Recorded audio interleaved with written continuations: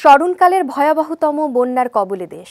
ফেনী, নোয়াখালী, লক্ষ্মীপুর সহ আশেপাশের জেলাগুলো প্লাবিত হয়েছে।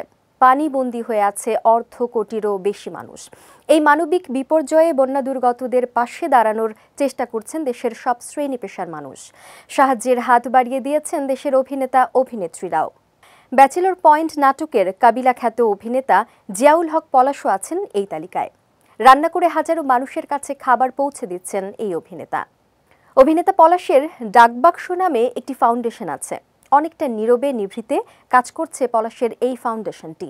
যখনই প্রয়োজন পড়ে সারা দেশের ভলেন্টিয়ারের মাধ্যমে তিনি সহযোগিতার হাত বাড়িয়ে দেন। বন্যা দুর্গত এলাকায় পলাশের ডাকবাক্সের ২৭ জন ভলেন্টিয়ার কাজ করছেন।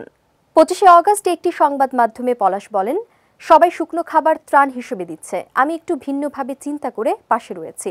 একটি স্থানে পরিষ্কার পরিচ্ছন্নভাবে রান্না করে সেই খাবার আশ্রয় কেন্দ্রে নিয়ে যাচ্ছি বন্যার্তদের জন্য।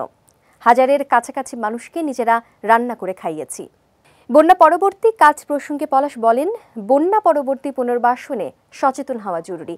বন্যার পানি নেমে যাওয়ার পর সবচেয়ে বেশি রোগবালাই ছড়ায়, নারী শিশুরা স্বাস্থ্য ঝুঁকিতে থাকে। আমার ভাবনা সেদিকেও রয়েছে। বন্যা পরবর্তীতে আমিও আমার টিম সক্রিয় থাকব।